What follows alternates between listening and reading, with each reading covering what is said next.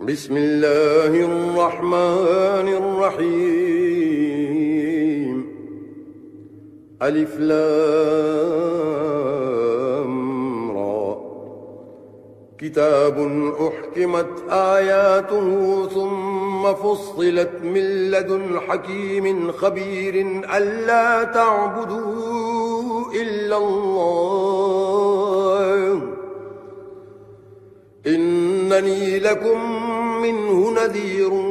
وبشير. وأن استغفروا ربكم ثم توبوا إليه يمتعكم متاعا حسنا إلى أجل مسمى ويؤت كل ذي فضل فضله وإن تولوا فإني أخاف عليكم عذاب يوم كبير. إلى الله مرجعكم وهو على كل شيء قدير. ألا إنهم يثنون صدورهم ليستخفوا منه ألا حين يستغشون ثيابهم يعلم ما يسرون وما يعلنون إنه عليم بذات الصدور. وما من دابة في الأرض إلا على الله رزقها ويعلم مستقرها ومستودعها كل في كتاب مبين. وهو الذي خلق السماوات والأرض في 6 أيام وكان عرشه على الماء ليبلوكم أيكم أحسن عملا. ولئن قلت إنكم مبعوثون من بعد الموت ليقولن الذين كفروا إن هذا إلا سحر مبين. ولئن أخرنا عنهم العذاب إلى أمة معدودة ليقولن ما يحبسه ألا يوم يأتيهم ليس مصروفا عنهم وحاق بهم ما كانوا به يستهزئون. ولئن أذقنا الإنسان منا رحمة ثم نزعناها منه إنه ليئوس كفور. ولئن أذقناه نعماء بعد ضراء مسته ليقولن ذهب السيئات عني إنه لفرح فخور إلا الذين صبروا وعملوا الصالحات أولئك لهم مغفرة وأجر كبير. فلعلك تارك بعض ما يوحى إليك وضائق به صدرك أن يقولوا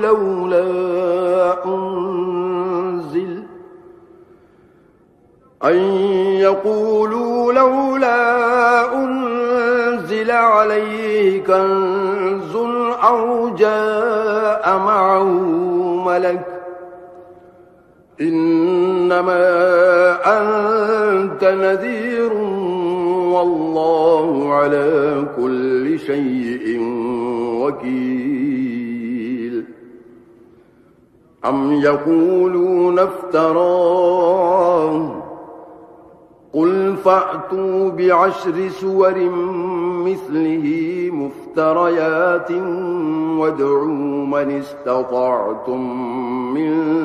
دون الله إن كنتم صادقين فإن لم يستجيبوا لكم فاعلموا أنما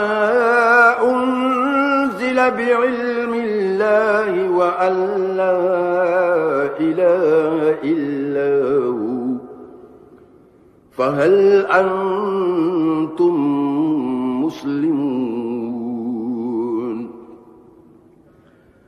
من كان يريد الحياة الدنيا وزينتها نوف إليهم أعمالهم فيها وهم فيها لا يبخسون أولئك الذين ليس لهم في الآخرة إلا النار وحبط ما صنعوا فيها وباطل ما كانوا يعملون أفمن كان على بينة من ربه ويتلوه شاهد منه ومن قبله كتاب موسى إماما ورحمة أولئك يؤمنون به ومن يكفر به من الأحزاب فالنار موعده فلا تك في مرية منه إنه الحق من ربك ولكن أكثر الناس لا يؤمنون ومن أظلم ممن افترى على الله كذبا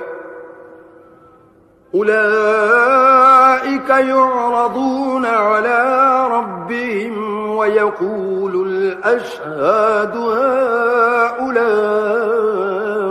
الذين كذبوا على ربهم ألا لعنة الله على الظالمين الذين يصدون عن سبيل الله ويبغونها عوجا وهم بالآخرة هم كافرون أولئك لم يكونوا معجزين في الأرض وما كان لهم من دون الله من أولياء يضاعف لهم العذاب ما كانوا يستطيعون السمع وما كانوا يبصرون أولئك الذين خسروا أنفسهم وضل عنهم ما كانوا يفترون لا جرم أنهم في الآخرة هم الأخسرون إن الذين آمنوا وعملوا الصالحات وأخبتوا إلى ربهم أولئك أصحاب الجنة هم فيها خالدون مثل الفريقين كالأعمى والأصم والبصير والسميع هل يستويان مثلا أفلا تذكرون ولقد أرسلنا نوحا إلى قومه إني إني لكم نذير مبين ألا تعبدوا إلا الله إني أخاف عليكم عذاب يوم أليم فقال الملأ الذين كفروا من قومه ما نراك إلا بشرا مثلنا وما نراك اتبعك إلا الذين هم أراذلنا بادي الرأي وما نرى لكم علينا من فضل بل نظنكم كاذبين قال يا قوم أرأيتم إن كنت على بينة من ربي وآتاني رحمة من عنده فعميت عليكم أنلزمكموها وأنتم لها كارهون ويا قوم لا أسألكم عليه مالا إن أجري إلا على الله وما أنا بطارد الذين آمنوا إنهم ملاقو ربهم ولكني أراكم قوما تجهلون ويا قوم من ينصرني من الله إن طردتهم أفلا تذكرون ولا أقول لكم عندي خزائن الله ولا أعلم الغيب ولا أقول إني ملك ولا أقول للذين تزدري أعينكم لن يؤتيهم الله خيرا الله أعلم بما في أنفسهم إني إذا لمن الظالمين قالوا يا نوح قد جادلتنا فأكثرت جدالنا فأتنا بما تعدنا إن كنت من الصادقين قال إنما يأتيكم به الله إن شاء وما أنتم بمعجزين ولا ينفعكم نصحي إن أردت أن أنصح لكم إن كان الله يريد أن يغويكم هو ربكم وإليه ترجعون أم يقولون افتراه قل إن افتريته فعلي إجرامي وأنا بريء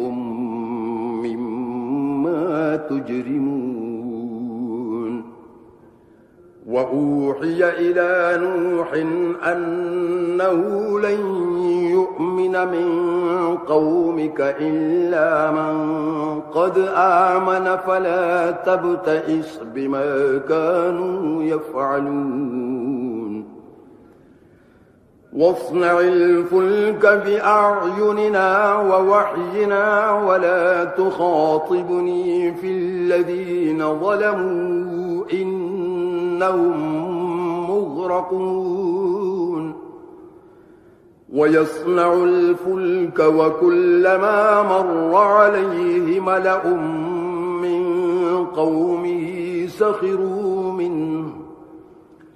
قال إن تسخروا منا فإنا نسخر منكم كما تسخرون فسوف تعلمون من يأتيه عذاب يخزيه ويحل عليه عذاب مقيم حتى إذا جاء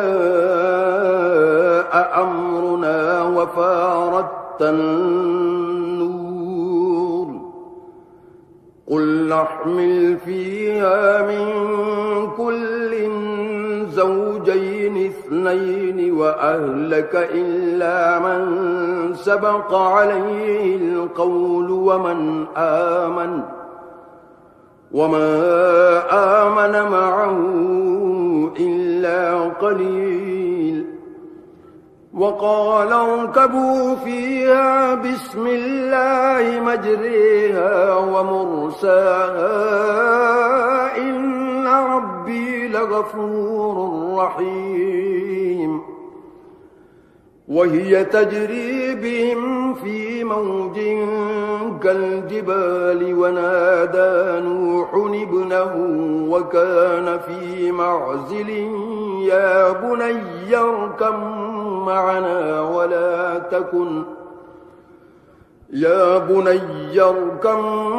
معنا ولا تكن مع الكافرين قال سآوي إلى جبل يعصمني من الماء قال لا عاصم اليوم من أمر الله إلا من رحم وحال بينهما الموج فكان من المغرقين وقيل يا أرض ابلعي ماءك ويا سماء أقلعي وغيض الماء وقضي الأمر واستوت على الجودي وقيل بعدا للقوم الظالمين ونادى نوح ربه فقال رب إن ابني من أهلي وإن وعدك الحق وأنت أحكم الحاكمين قال يا نوح إنه ليس من أهلك إنه عمل غير صالح فلا تسأل لما ليس لك به علم إني أعظك أن تكون من الجاهلين قال رب إني أعوذ بك أن أسألك ما ليس لي به علم وإلا تغفر لي وترحمني أكن من الخاسرين قيل يا نوح اهبط بسلام منا وبركات عليك وعلى ممن معك وأمم سنمتعهم ثم يمسهم منا عذاب أليم تلك من أنباء الغيب نوحيها إليك ما كنت تعلمها أنت ولا قومك من قبل هذا فاصبر إن العاقبة للمتقين وإلى عاد أخاهم هودا قال يا قوم اعبدوا الله ما لكم من إله غيره إن أنتم إلا مفترون يا قوم لا أسألكم عليه أجرا إن أجري إلا على الذي فطرني أفلا تعقلون ويا قوم استغفروا ربكم ثم توبوا إليه يرسل السماء عليكم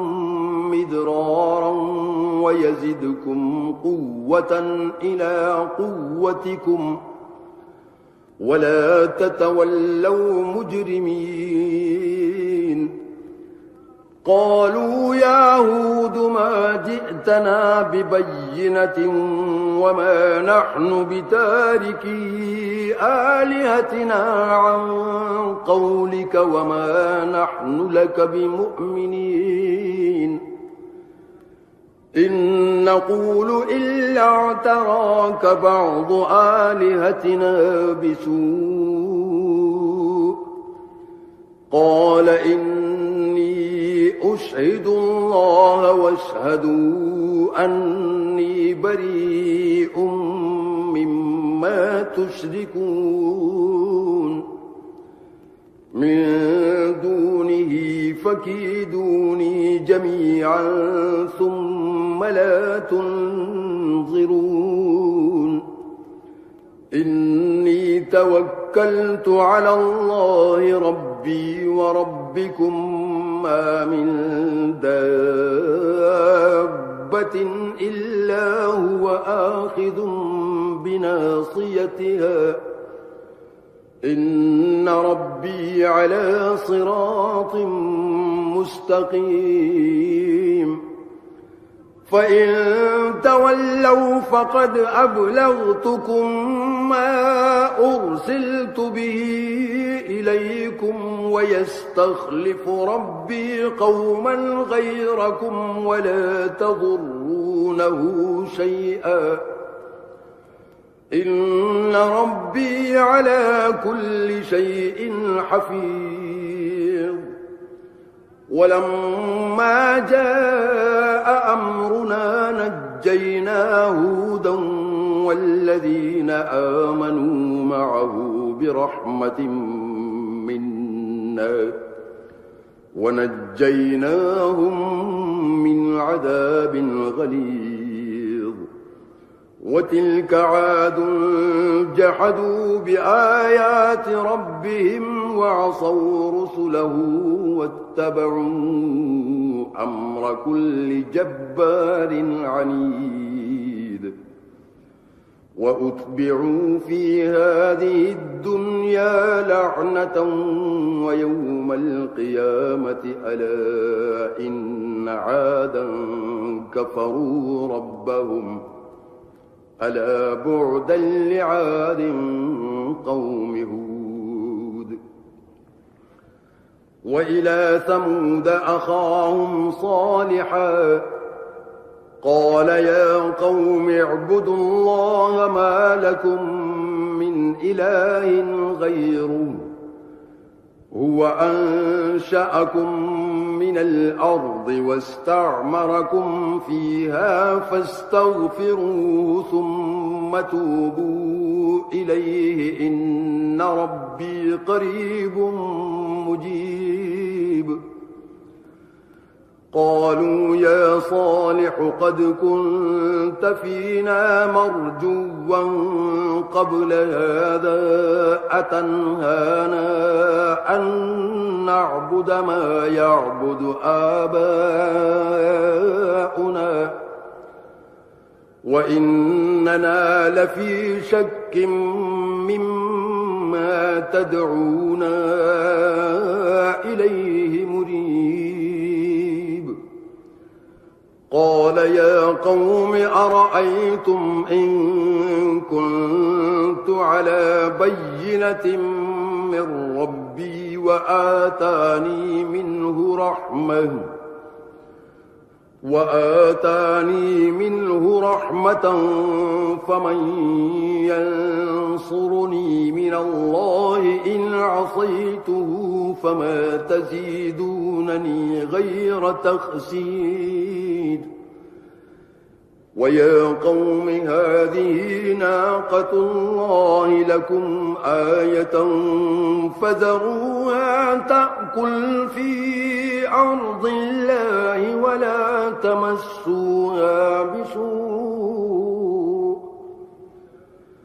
ولا تمسوها بسوء فيأخذكم عذاب قريب فعقروها فقال تمتعوا في داركم 3 أيام ذلك وعد غير مكذوب فلما جاء أمرنا نجينا صالحا والذين آمنوا معه برحمة منا ومن خزي يومئذ إن ربك هو القوي العزيز وأخذ الذين ظلموا الصيحة فأصبحوا في ديارهم جاثمين كأن لم يغنوا فيها ألا إن ثمود كفروا ربهم ألا بعدا لثمود ولقد جاءت رسلنا إبراهيم بالبشرى قالوا سلاما قال سلام فما لبث أن جاء بعجل حنيذ فلما رأى أيديهم لا تصل إليه نكرهم وأوجس منهم خيفة قالوا لا تخف إنا أرسلنا إلى قوم لوط وامرأته قائمة فضحكت فبشرناها بإسحاق ومن وراء إسحاق يعقوب قالت يا ويلتى أألد وأنا عجوز وهذا بعلي شيخا إن هذا لشيء عجيب قالوا أتعجبين من أمر الله رحمة الله وبركاته عليكم أهل البيت إنه حميد مجيد فلما ذهب عن إبراهيم الروع وجاءته البشرى يجادلنا في قوم لوط إن إبراهيم لحليم أواه منيب يا إبراهيم أعرض عن هذا إنه قد جاء أمر ربك وإنهم آتيهم عذاب غير مردود ولما جاءت رسلنا لوطا سيء بهم وضاق بهم ذرعا وقال هذا يوم عصيب وجاءه قومه يهرعون إليه ومن قبل كانوا يعملون السيئات قال يا قوم هؤلاء بناتي هن أطهر لكم فاتقوا الله ولا تخزون في ضيفي أليس منكم رجل رشيد قالوا لقد علمت ما لنا في بناتك من حق وإنك لتعلم ما نريد قال لو أن لي بكم قوة أو آوي إلى ركن شديد قالوا يا لوط إنا رسل ربك لن يصلوا إليك فأسر بأهلك بقطع من الليل ولا يلتفت منكم أحد إلا امرأتك إنه مصيبها ما أصابهم إن موعدهم الصبح أليس الصبح بقريب فلما جاء أمرنا جعلنا عاليها سافلها وأمطرنا عليها حجارة من سجيل منضود مسومة عند ربك وما هي من الظالمين ببعيد وإلى مدين أخاهم شعيبا قال يا قوم اعبدوا الله ما لكم من إله غيره ولا تنقصوا المكيال والميزان إني أراكم بخير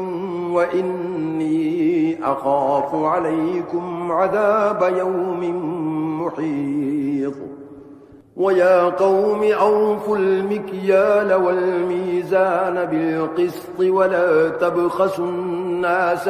أشياءهم ولا تعثوا في الأرض مفسدين بقية الله خير لكم إن كنتم مؤمنين وما أنا عليكم بحفيظ قالوا يا شعيب أصلاتك تأمرك أن نترك ما يعبد آباؤنا أو أن نفعل في أموالنا ما نشاء إنك لأنت الحليم الرشيد قال يا قوم أرأيتم إن كنت على بينة من ربي ورزقني منه رزقا حسنا وما أريد أن أخالفكم إلى ما أنهاكم عنه إن أريد إلا الإصلاح ما استطعت وما توفيقي إلا بالله عليه توكلت وإليه أنيب ويا قوم لا يجرمنكم شقاقي أن يصيبكم مثل ما أصاب قوم نوح أو قوم هود أو قوم صالح وما قوم لوط منكم ببعيد واستغفروا ربكم ثم توبوا إليه إن ربي رحيم ودود قالوا يا شعيب ما نفقه كثيرا مما تقول وإنا لنراك فينا ضعيفا ولولا رهطك لرجمناك وما أنت علينا بعزيز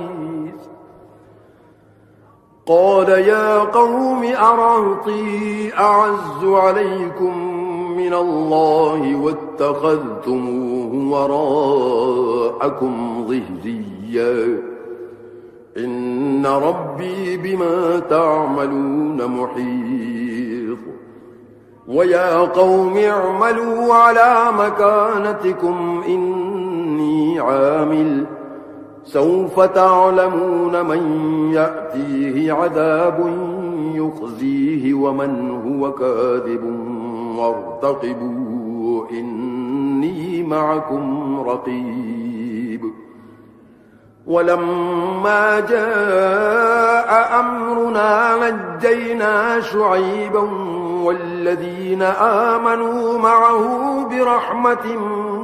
منا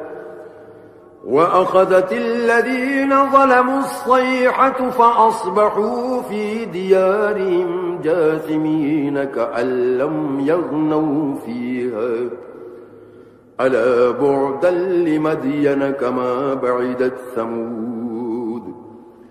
ولقد أرسلنا موسى بآياتنا وسلطان مبين إلى فرعون وملئه فاتبعوا أمر فرعون وما أمر فرعون برشيد يقدم قومه يوم القيامة فأوردهم النار وبئس الورد المورود وأتبعوا في هذه لعنة ويوم القيامة بئس الرفد المرفود ذلك من أنباء القرى نقصه عليك منها قائم وحصيد وما ظلمناهم ولكن ظلموا أنفسهم فما أغنت عنهم آلهتهم التي يدعون من دون